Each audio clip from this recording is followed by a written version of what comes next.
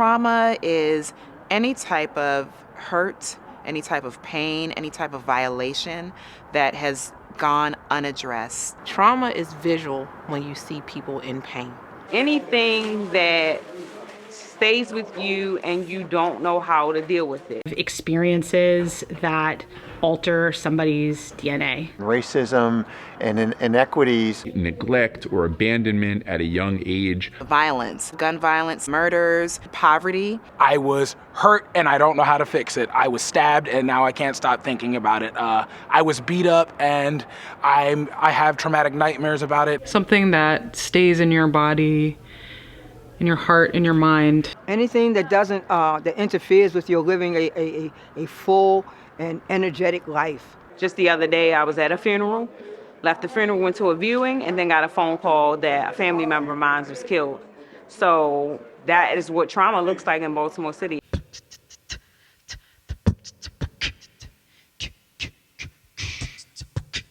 Throughout Baltimore's history, often government has inflicted trauma onto the communities that we serve.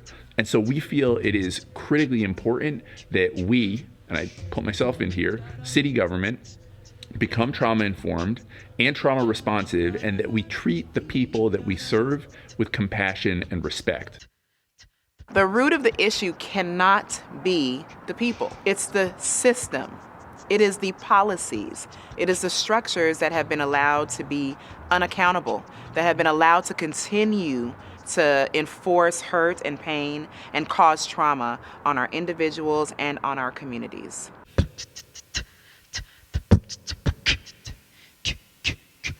And the real story behind it was that some young people had come to us in the city council and not just asked for, but really demanded that we step up and respond to the trauma that they had faced. Just knowing that we dealt with so much trauma outside of schools, you know, gun violence, homelessness, food insecurities, it just really impacted how we went through life and how we saw things and how we experienced things.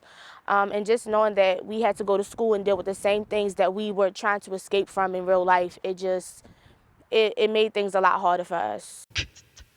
The thing that we are most proud of is the legislation, the Elijah Cummings Healing City Act. You know, we are the first city to ever have any type of healing legislation. Healing City as a movement invites each of us into this space where we are allowed to say without judgment, without critique, without censorship, we're allowed to say, I didn't create this problem. I'm suffering as a result of this problem, but this isn't my fault. Because we're the first in being a trauma-responsive city, really helps us understand the systems and the kind of ways in which the legacy of white supremacy also shapes our lived experiences and can adversely affect not just our childhood experiences, but our life outcomes. When you talk about racism, I think about a lot of things. I think about the fact that we are culturally divided when we should be a uniform city. And if we want to serve and live and thrive in the city of Baltimore, we have to do it together. Colors in my cup of coffee, watch the cream swirl as it do. Find myself, get lost in movement as I lose myself in you. So we have to create spaces that are safe for individuals to come together to have real conversations and then also action, not just talk. More people need to understand trauma and the impacts of it so we can stop trying to tell people to be resilient. That word drives me crazy. We need to be more proactive and create the conditions so people don't have to be resilient. And so folks were very clear that for us, they wanted us to plant a flag and make this an issue and really use our power as legislators to make a law. And so that's what we did, and it made us the first city in America to have legislated trauma-informed care into city government. The problem that I was seeing in our city is that people were only focusing on one type of trauma. So I saw this as an opportunity for real community partnership where everybody is able to come and be a part of this movement. I'm gonna give you the best green, the best green. I'm gonna give you the best green. So no matter what your hurt is that you're healing from, no matter what your trauma is, you are a part of this movement. This movement is for you, it's for me, it's for us. We're not seeing ourselves as victims. We have agency, we have power, and the more we come together and collectively, the more we can influence what's going on. It's an amazing movement and powerful. We are creating space for people to heal. I'll never forget a guy by name of Troy Staten. He reached out to me for about a year. And he kept telling me about this movement that was happening, Healing City. And he was involved in some things with the barbers, and he wanted me to come on and bring some hairstylists and just learn about the movement. Barbershops are the cornerstones of our community. No matter what city it is, there's a barbershop and a beauty salon in every community, and that's where everything comes together and takes place. See, I realized the work that I was doing in one barbershop could be replicated in beauty salons, and barbers had volunteered from out the cohort to be a part of Healing City to give back. There's a lot of healing that occurs with that. Salons, barbershops, someone can come in and say, guess what? I've been raped. Guess what? I've been abused. Guess what? I've been divorced. I've suffered mental health, substance abuse, but look at me now, I'm healing. It's possible. In Healing City, you go to where the people are. And everyone comes through the barbershop and beauty salon. But if we educate our barbers and beauticians and make them a bit more aware. My son passed away last year in Baltimore City, right off of Pennsylvania Avenue, across from the library where I go in. Healing City showed up at my home. Councilman Zeke Cohen sat on my floor. Ann Cohen sat on my floor.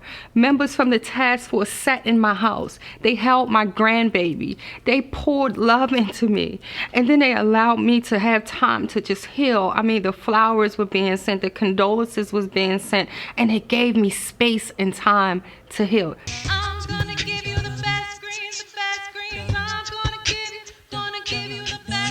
Allowing individuals to share their story is power. First, it allows the person to know that they are seen and heard, and that can change a person's life.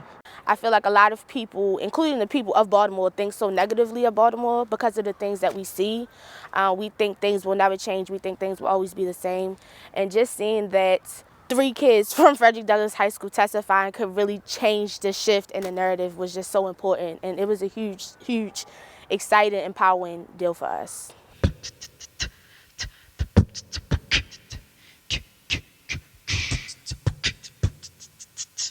It allows for people to connect with resources that they may need, whether that's counseling support, whether that's grief support, whether that's connecting families with Family Tree and their parenting resources. We do equine therapy, we do dance therapy, we do art therapy, we do music therapy, just those different modalities help people in their wellness journeys. We're really excited to be partnering with the library and Healing City Baltimore.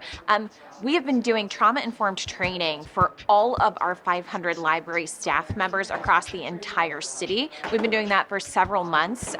It's the training that then will be rolled out to all of the different agencies across the city. It's actually connecting the dots and connecting you with a tangible resource to say, oh, well, if you're dealing with that thing, you can go there. And then once you go there, they have these people over here that can help you. So we have to connect the dots. Everybody bring your experiences. Everybody to come together and let's see what we can come up with as a community of all nationalities, all degrees, religions. We're all at the table together. We're all healing together. It's an opportunity for us as providers for engagement. It's an opportunity to save or change lives. It only takes a second for a person to decide to make a decision. 1 second.